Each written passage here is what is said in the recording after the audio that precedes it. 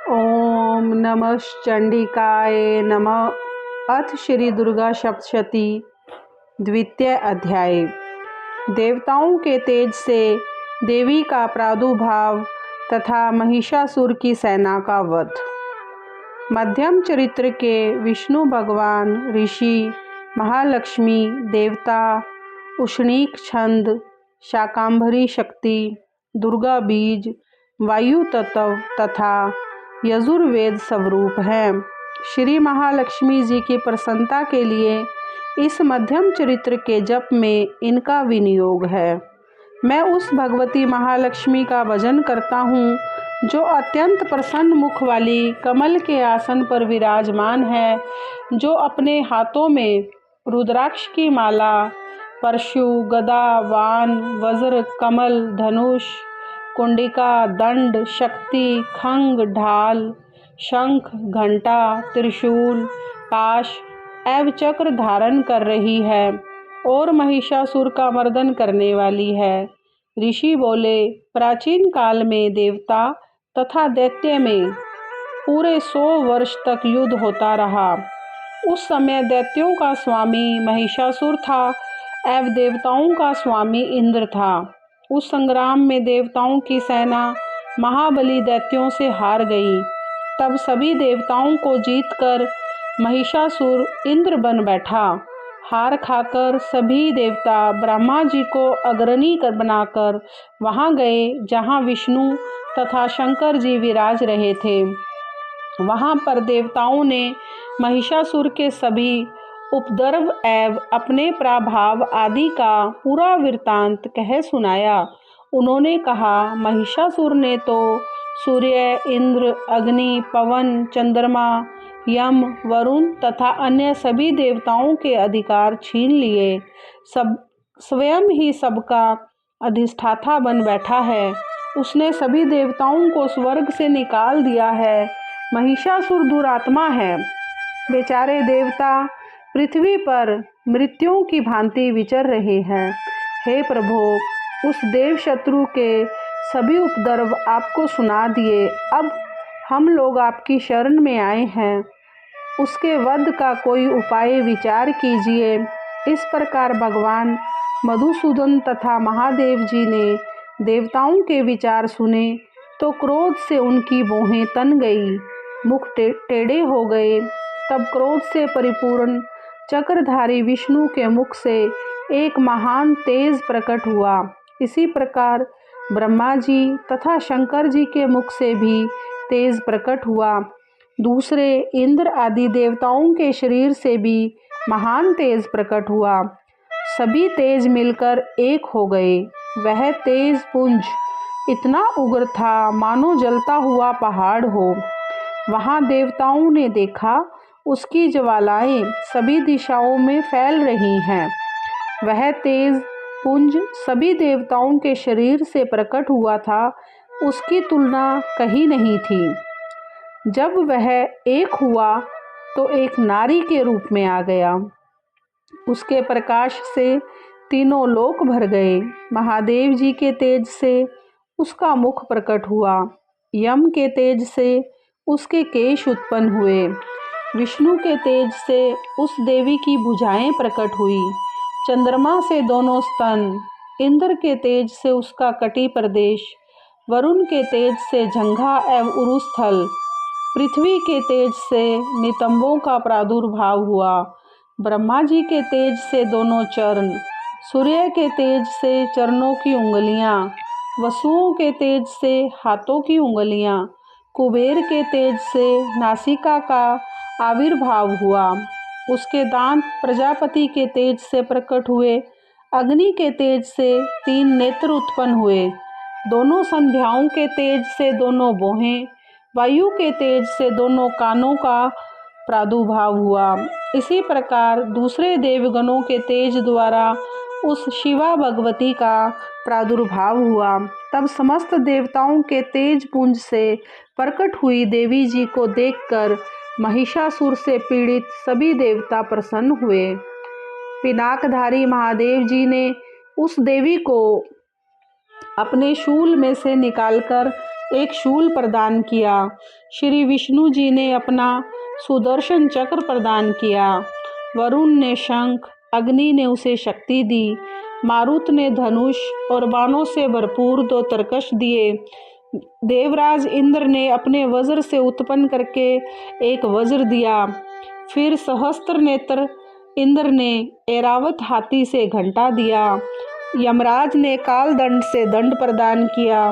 सागरपति ने पाश, प्रजापति ने रुद्राक्ष माला अर्पित की। ब्रह्मा जी ने कमंडल भेंट किया। सूर्य ने भगवती के सभी रोमकूपों में अपनी किरणें प्रदान की। काल ने तलवार तथा उत्तम ढाल अर्पण की। क्षीर सागर ने हार तथा कभी पुराने न होने वाले 2 वस्त्र भेंट किए और चूड़ामणि, दिव्य कुंडल तथा 2 कड़े भी भेंट किए। उसने चमकता हुआ अर्धचंद्र, सभी भुजाओं के लिए बाजूबंद, चरणों के लिए नूपुर, कंठ के लिए सर्वोत्तम कंठूला भी भेंट किया। इसी प्रकार सभी उंगलियों के लिए रतन जड़ित मुद्रिकाएं प्रदान की। विश्वकर्मा ने निर्मल परशु भेंट किया और भी अनेक रूपों वालों ने अस्त्र, अभेद्य कवच, मस्तक तथा गले में धारण करने योग्य कभी न कुंभलवाने वाली कमलों की माला दी। जल्दी ने उसे बहुत सुंदर कमल दिया। हिमाचल ने वाहन के लिए सिंह और अनेकों प्रकार के रत्न भेंट किए। कुबेर ने शहद से भरा हुआ पात्र प्रदान किया।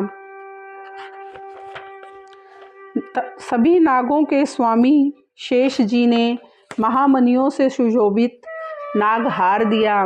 वे शेष जी इस पृथ्वी को धारण किए हुए हैं। इसी प्रकार दूसरे देवताओं ने भी भूषण तथा आयुधों के द्वारा देवी जी का सत्कार किया। तब तो भगवती ने अट्टहास करके ऊंचे स्वर से गर्जना की।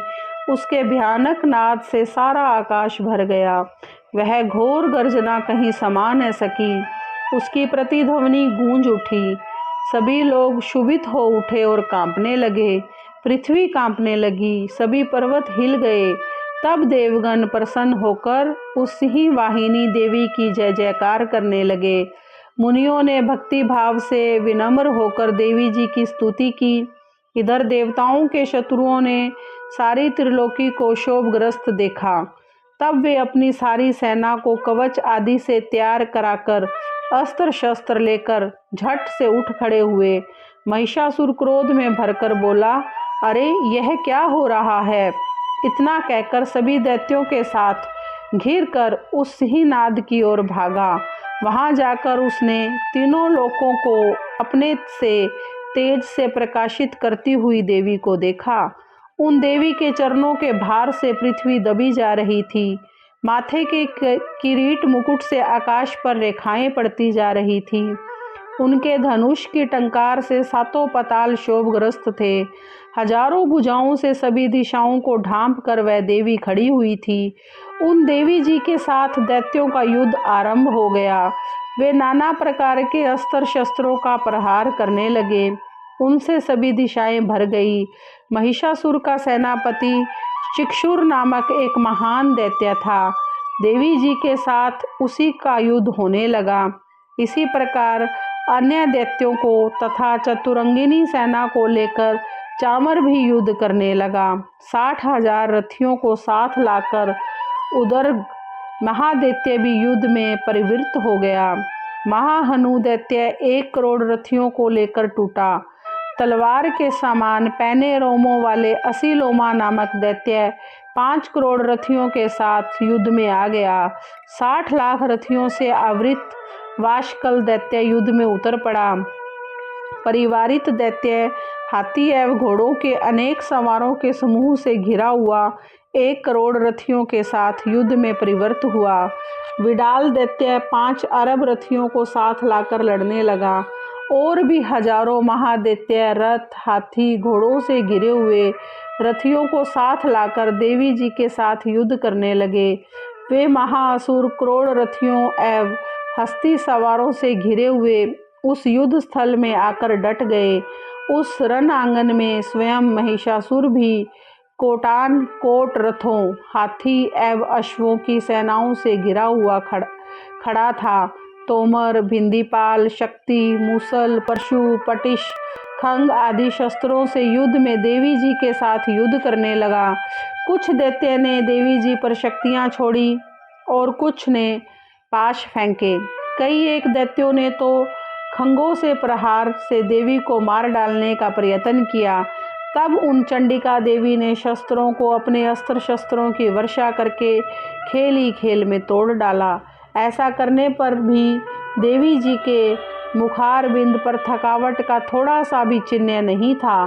देवता और ऋषिगण स्तुतियां कर रहे थे। ईश्वरी ने उन दैत्यों पर अस्त्र शस्त्र छोड़े। इधर देवी जी का वाहन सिंह भी क्रोध में आ गया। वह अपने गर्दन के बाल हिलाता हुआ दैत्यों की सेना में इस प्रकार घूमने लगा जैसे कि वन में वन की अग्नि फैलती जा रही हो। उस युद्ध भूमि में युद्ध करती हुई अंबिका जी ने जितने श्वास छोड़े वे ही श्वास तुरंत सैकड़ों हजारों गणों के रूप में परिणत हो गए। प्रकट होकर उन गणों ने खंग, भिंदीपाल, परशु, पटिश आदि शस्त्रों से युद्ध आरंभ कर दिया। देवी जी की शक्ति से वृद्धि पाकर वे गण दैत्यों का नाश करने लगे। साथ में दूसरे गण नगाड़े, शंख आदि बजाने लगे। महती प्रसन्नता देने वाले उस युद्ध रूपी उत्सव में तो कुछ एक ने मृदंग बजाए। तब देवी जी ने त्रिशूल, गदा और शक्तियों की वर्षा से तथा तलवार आदि शस्त्रों से सैकड़ों महान असुर मार डाले। अन्य कितने एक दैत्यों को घंटे के भयप्रद नाद से मूर्छित करके मार कर गिरा दिया। मरे हुए दैत्यों को पाश में बांधकर पृथ्वी पर घसीट डाला। इसी प्रकार दूसरे दैत्यों के तेज तलवार के प्रहारों से दो दो टुकड़े कर डाले। कितने एक तो गदा की चोट से घायल होकर पृथ्वी पर सो गए। मुसलों के प्रहार से कई रुधिर वमन करने लगे एवं कई एक शूल द्वारा वक्ष स्थल फट जाने से पृथ्वी पर गिर पड़े। कितने एक दैत्य वानों की वर्षा द्वारा युद्ध भूमि में काट गिराए। शयन पक्षी की भांति आक्रमण करने वाले देव शत्रु दैत्य प्राण छोड़ने लगे। कितने एक दैत्यों की भुजाएं कट गई, दूसरों की ग्रीवाएं छिन्न भिन्न हो गई। कई दैत्यों के सिर कट गए और कुछ एक दैत्यों को तो एक भुजा, एक आंख, एक पांव वाला करके दो दो टुकड़े कर डाला। कितने एक तो सिरों के कट जाने पर फिर उठ खड़े हुए। तीक्ष्ण आयुध लेकर वे कमंद ही देवी जी से लड़ने के लिए आने लगे। कई एक धड़ नगाड़ों के लय पर नाचने लगे। सिर कटे कितने एक धड़ हाथों में तलवार, शक्तियां और रिष्टियां लेकर घूम रहे थे और कई एक महाअसुर देवी को ठहर जा यह कहकर ललकारने लगे। मार मार कर गिराए हुए रथी, हाथी, घोड़े एवं असुरों की लाशों के द्वारा जहाँ महायुद्ध हो रहा था वहाँ पृथ्वी इस प्रकार भर गई कि आना जाना भी कठिन हो गया। वहाँ सेना एवं असुरों के रुधिरपात से रुधिर की बड़ी बड़ी नदियाँ बहने लगी। जगदम्बा जी ने एक ही क्षण में दैत्यों की महती सेना का इस प्रकार नाश कर दिया जैसे कि लकड़ियों के बड़े ढेर को अग्नि जला देती है। देवी का वाहन सिंह अपने बालों को झटकता हुआ, बड़ी गर्जना करता हुआ दैत्यों के शरीर से मानो प्राण ही चुन रहा हो, इस प्रकार घूमने लगा।